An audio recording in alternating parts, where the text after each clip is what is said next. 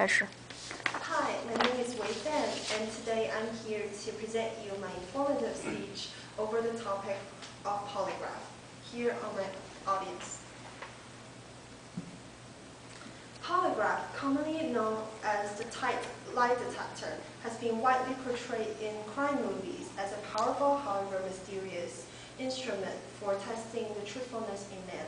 As we see in movies when suspects are connected to a polygraph, tracings of physiological reactions are recorded on a paper chart that may look like this, that indicates body changes such as blood pressure, perspiration, and pulse rate. Now, you may never be treated as a suspect ever in your life, but there is no doubt that you have lied at some point. And at these times, I am almost 100% sure that you have experienced some involuntary reactions such as heat on your face, higher pulse rate, and even stutter when you try to speak. Well, my question is the so-called lie detector really able to detect what it alleges, in this case, lies?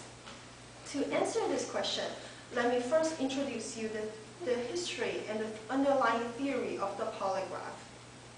John Larson, in 1921, who was still a student at the University of California at the time, invented the polygraph. Contrary to what people think, the lie detector does not simultaneously recognize when a person is lying, but merely monitors and records the changes in nonverbal responses people give out. As we all know, nonverbal reactions are almost always more truthful than verbal reactions. Resulted from the fact that we could easily lie with our mouth, but much harder with our bodies.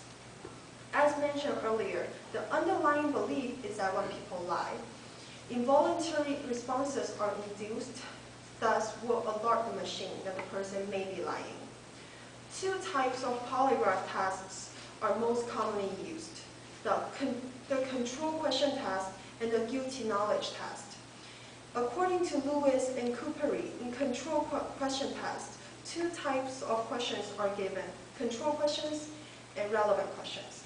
Control questions are designed to arouse intense physiological reactions, such as, have you ever stolen money? And the relevant questions are designed to ask direct questions about the crime, such as, did you shoot and kill John Smith? The assumption is that if the suspect shows more fear to control questions than relevant questions, he or she is probably innocent. However, if the suspect shows more fear to relevant questions, the post-test will be needed because the suspect is probably guilty. An alternate test is the guilty knowledge test. According to Crumbus and Coster, this test measures knowledge of the crime that only a guilty person might know. For example, the examiner may ask the suspect, did you kill him with a knife, a gun, or rope? If the suspect shows equal reaction to all three items, he or she is probably innocent. However, if the suspect reacts strongly to one of the three, it might indicate a stronger possibility that this person is in fact guilty.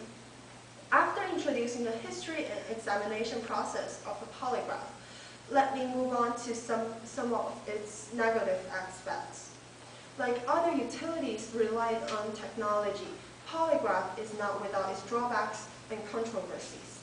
There is no doubt that under precise conditions and manipulations, polygraph is able to detect lies. However, human beings are very unique and complex creatures.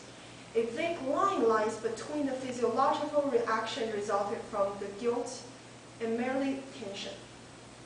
The decision of where to draw the line depends solely on the operator, which may be not so reliable sometimes, according to Nolan and Barbato, because only a diploma of high school is required for this position, in addition to a short period of training that lasts from 2 weeks to 6 months. These two flaws bring the debate over both the reliability and validity of the test.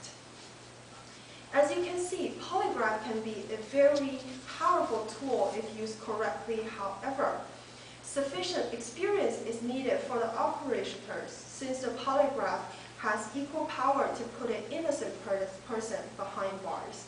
Thank you.